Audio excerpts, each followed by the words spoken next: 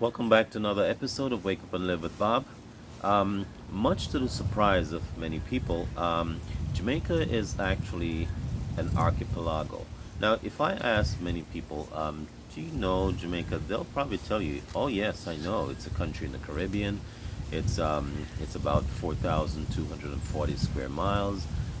It's the home of Bob Marley and reggae music, and Marcus Garvey, and it's a home of some of the fastest people on the planet, or it is perhaps the most popular country in the African diaspora after Egypt and maybe some other country, or something like that. But Jamaica is much more than that geographically speaking. It is actually an archipelago of islands, which means that it's a combination of islands, um, roughly about 49 islands. This makes us the third largest country in the Caribbean after Hispaniola, which holds Haiti and Dominican Republic, and then Cuba, which is the largest. These islands today, they're used primarily for fishing. You know, a lot of Jamaicans live on these islands, and the industry is primarily fishing. They they account for a great percentage of the fish that comes in to Jamaica. So they catch these fish, they store them there, and then they ferry them back to the mainland to serve for the general population and the tourism and stuff like that. And then the Coast Guard moves around there, which takes me to the other point. Some of these islands are used also for the Jamaica Coast Guard outpost in protecting the territory. And some of them are used also for the University of the West Indies, uh, um, research and stuff like that. And some are used for hunting. You know, a lot of people go out and hunt on these islands because a lot of them have a lot of pea dove and white wing and barbel dove and ball plate and some rare birds that are good for fishing. For hunting. Um, and also, these many of these islands serve as a breeding ground for fish, for the fishery in the wild, like the Bogue Islands and some of them in Morant Bay. I think the Morant Keys um, are good for that too, and some of the Morant Keys are used for fishing.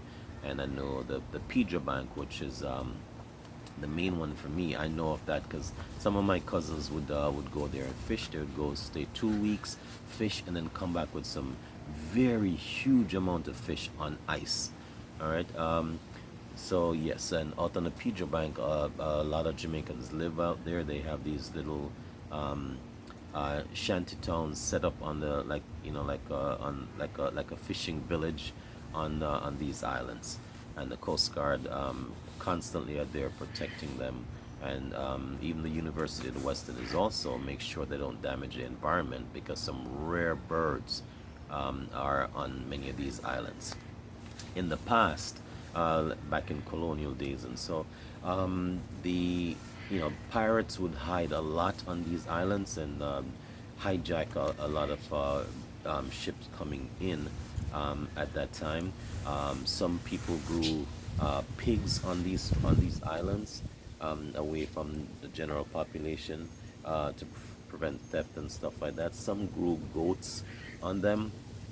Um, Also, some would use them back in that time to hunt wild pigs, wild boars, um, you know,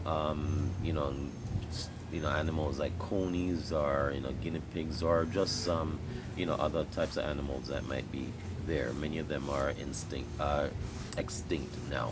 Um, you know, um, Also, they a few of them they used as forts back then in the old days to fortify the Jamaican territory. Um, the the government of Jamaica has been trying very hard. I remember back in the 90s when I think it was the PJ Patterson administration that had tabled a lot of proposals to have the islands developed for tourism. To date, though, only I believe that I know of, You can tell me if you know of any more, but one such venture, and that's from Sandals, where Sandals has a offshore property, I believe, on one of these islands. Um, and they, I think it's Sandals Royal Caribbean offshore, something to that effect. And they have developed that very well. I think the island is named after them also.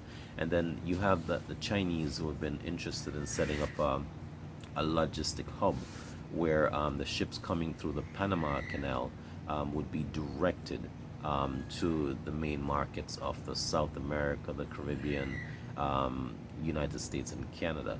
And those kind of logistic hubs are, they use for the entire world. All the ships coming through, and I think the Chinese were interested. They're still in negotiation, I think, to develop one of the islands.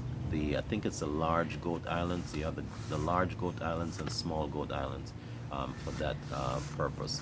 And United States has been interested for many years in a lot of different things. I think they've tried. They wanted it for the a logistic hub also, one of these islands, and so forth.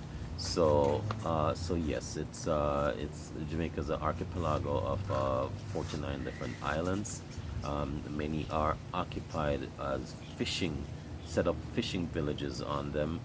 Some for the University of the West Indies research, some for the Jamaican Coast Guard outpost, and some are just there as fishing breeding grounds and breeding grounds for birds. I forgot some very rare birds like the puffin, and certain birds like that. Certain rare birds. All right. I don't know if there's any ferry system that goes out there to the general public, but I know fishermen have their own little system of ferrying people back and forth out to many of these islands, especially to Pedro Bank, and I think some of the Morant Keys, which is towards, I believe, the Morant Bay area. All right.